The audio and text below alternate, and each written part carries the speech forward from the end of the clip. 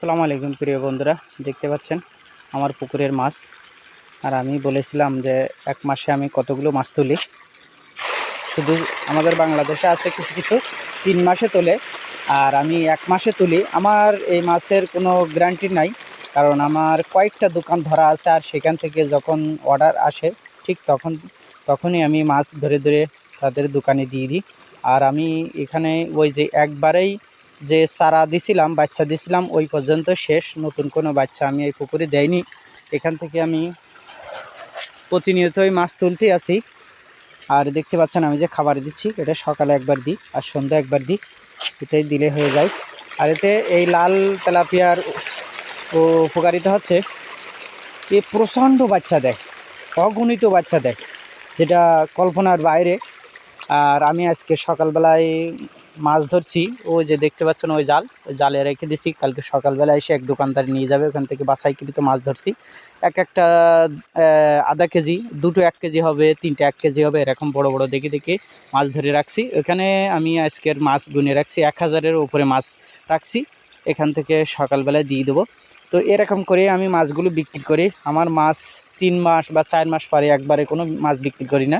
আমার যখন দোকান থেকে অর্ডার আসে ঠিক তখনই আমি মাছ ধরে ধরে দিয়ে দিই, এভাবে করে। আর আমার এখানে বর্তমান 1 কেজি মালয়েশিয়ান রিঙ্গিত, মালয়েশিয়ার টাকা 8 টাকা করে বিক্রি করতেছে। অর্থাৎ 100 মাছ বিক্রি করলে আমি 800 রিঙ্গিত টাকা এখানে পাচ্ছি। আর আমি যদি 800 রিঙ্গিত হিসাব করি, প্রায় বাংলা টাকা 24,000 টাকা।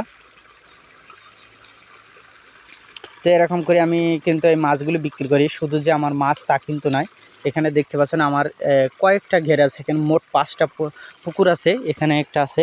তো এখানে আমি ছোট বাচ্চা তৈরি করি, এখান থেকে শত শত হাজার হাজার বাচ্চা এখান থেকে উত্তোলন করে যে এইসব মাছগুলো আমি বিক্রি করতেছি, দেখেন। তো এখানে আসলে মূলত কি জানেন, উদ্যোক্তা হইতে গেলে কোটি টাকার সম্পদ লাগে না।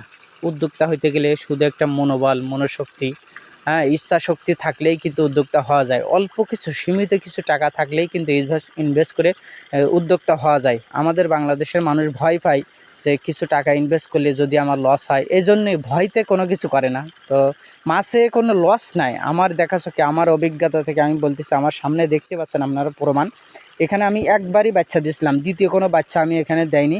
তো শত শত হাজার হাজার মাছ কিন্তু আমার এখানে আছে, দেখতেই পাচ্ছেন। তো আলহামদুলিল্লাহ এই পর্যন্ত আমরা এসে দাঁড়াইছি, লস না। এখানে উদ্যোক্তা হন। আমি বলবো যে আপনারা বেকার না থেকে অল্প কিছু টাকা যদি সীমিত থাকে, একটা ছোটোখাটো একটা পুকুর নেন বা ভেজিটেবল গার্ডেন করেন, লস নাই। নিজের ইচ্ছা শক্তি, মনোবল থাকলেই কিন্তু উদ্যোক্তা হওয়া যায়।